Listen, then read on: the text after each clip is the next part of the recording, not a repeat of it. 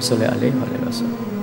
Saya mau bertanya Bu ya, pertanyaan teman, bagaimana kalau membantu orang yang mau membayar utang ke bank? Mau? Temannya tuh ngutang tapi buat bayar bank, ngutang, minjem uang buat bayar bank. Bagaimana hukumnya? Assalamualaikum warahmatullahi wabarakatuh. Salam. Meminjamkan uang kepada saudara yang punya utang kepada bank yang ada ribanya. Dilihat, kalau dia adalah orang yang tidak tobat, jangan pinjami. Tapi kalau dia sudah nyesal, ini akhir pinjamanku, aku tobat, bukan kapok lombok, tobat yang sesungguhnya, maka Anda tolong dia biar segera terbebas dari dunia yang menyeramkan itu. Jadi dilihat manusianya.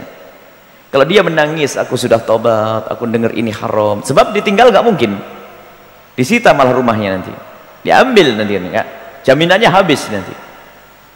Kalau dia ingin tobat dari dunia semacam itu, Anda bantu. Tapi kan untuk ngurusi bank, dia bukan ngurusi bank, bukan mau pinjam bank, tapi dia mau keluar, bantu sampai tuntas beres. Tapi kalau dia orang yang saya mau pinjam, kayaknya sih mau pinjam untuk apa? Aduh, cicilan saja ini, aduh, insya Allah nanti kalau saya dapat pinjaman lagi tak bayar. Oh, niat mau pinjam lagi, enggak, dia tolong sukron, enggak mau nolong inti. Kalau dia betul tobat, tolong. Kalau enggak tobat, masih ada suara-suara mau pinjam lagi di tempat yang haram, jangan ditolong, Anda jerumuskan.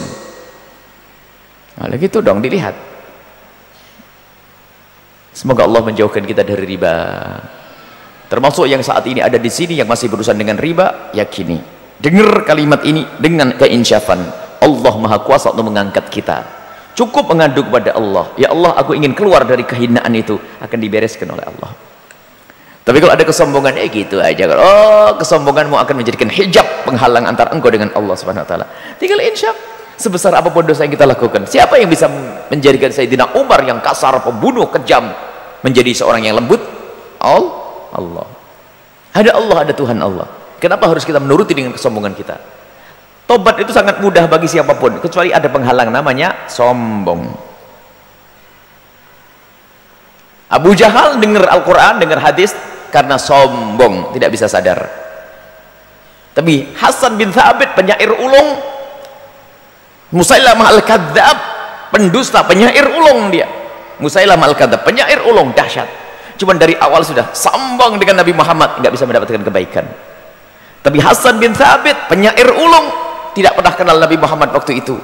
Hanya dimintai oleh orang-orang yang ada di Mekah, Hasan, kau buat syair untuk menghujat Muhammad. Menghujat apa? Caci Muhammad. Sebab kalau syair dibacakan oleh Hasan bin Thabit, nanti akan tenar, terkenal, populer. Nabi Muhammad akan dihujat semuanya. Hasan bin Thabit adalah bukan penyair picisan. Saya akan membuat syair kalau aku sudah tahu orangnya, akan aku ambil sesuatu yang paling jelek dari dirinya, akan aku buatkan syair, nanti akan dibaca oleh orang seluruh dunia. Ditunggu, di mana ada Muhammad, nanti Muhammad akan lewat sana, ini duitnya. Baik, duit dipegang oleh Hasan. Tiba-tiba Nabi Muhammad lewat, kaget, gimana aku bisa menghujat orang begini? Lamma ra'aitu anwarahu sata'at, tatkala aku melihat wajahnya menyala, wada'tu min hifati kaffi ala basari, aku letakkan tanganku. Jadi setelah melihat Nabi Muhammad seperti itu, kaget, pulang kepada orang yang membayar, dilempar duitnya. Ndak, aku tidak mau duitmu, aku tidak bisa menghujat orang itu. Lalu malah mengucapkan syair yang indah, lamma ra'aitu anwarahu sata'at, tatkala aku melihat wajahnya menyala, wada'tu min hifati kaffi ala basari, aku letakkan tanganku di pelupuk mataku, khaufan ala basari bin husni suratihi, karena aku takut begitu indah parasnya. Walastu anzuru ila ala qadari, begitu indah dan berwibawanya sampai aku tidak mampu memandangnya kecuali hanya sepintas-sepintas. Ruhun minan nuri fi jismin minal qamari, dari dalam dari dalam dirinya memancar cahaya. Jasadnya pun begitu ganteng, cantik, bagus, ganteng, indah seperti rembulan. Kahilyatin nusijat minal anjumiz zuhuri, seperti perhiasan yang dirangkai dari bintang-bintang kejora. Langsung aku akan kembali kepada Muhammad dan aku akan ikut Muhammad. Kenapa? Insyaf, lihat. Tapi kalau ada sombong, ya Gitu aja kok, repot banget, tidak bisa berkembang bisnis saya nanti. Enggak, jangan gitu. Kalaupun Anda belum bisa keluar dari kehinaan itu hari ini, mungkin tahun depan, tapi paling tidak saat ini mulai menangis, merintih. Itu adalah haram. Allah Maha Kasih. Allah Maha Kasih. Termasuk bukan dosa itu, segala dosa. Mungkin ada orang yang masih suka mabuk, suka meninggalkan sholat, suka jahat sama istri, suka kejam sama suami. Ngadu, jangan sombong dengan syariat Nabi. Allah yang akan mengangkat. Syaratnya apa? Insyaf. Kalau ada insyaf, aman, mudah. Kalau untuk hijrah memang perlu waktu. Ada seseorang hijrah besok hari langsung hijrah, ada minggu depan, ada yang bulan depan, ada yang tahun depan.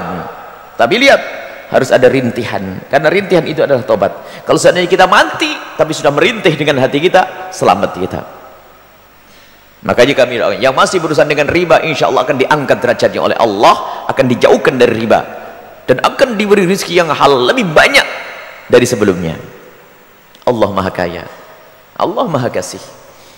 Apalagi tidak hanya cukup keluar dari dunia riba, mungkin dia adalah seorang pengusaha besar yang selama ini masih berurusan dengan dunia riba.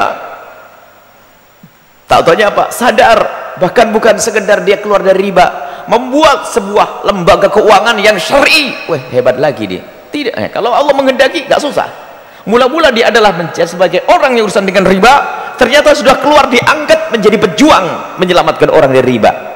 Pangkatnya tinggi itu, yaitu tingkat kutub itu nanti, tingkat wali besar. Biarpun dia pakai dasi, perlente, duduk di mobil mewah, tapi menyelamatkan orang dari riba. Lah kenapa kok tidak bercita-cita begini saja daripada harus repotnya? Dan mohon didoakan, Al-Bahjah akan mencoba membuat semuanya program dakwah, termasuk membuat lembaga keuangan, dan masih dirintis oleh teman-teman. Dan kami yakin Allah akan kirim ahli surga yang bisa berjuang. Pada waktunya nanti akan tampak. Tinggal doa para jamaah semuanya, orang-orang yang tulus ikhlas ahli surga ini semuanya. Semoga Allah menjauhkan kita dari riba, dan semoga Allah menjadikan kita pejuang yang menyelamatkan hamba-hamba Allah dari riba, dan semoga Allah memberikan kecukupan dengan yang halal hingga kita tidak butuh dengan yang haram.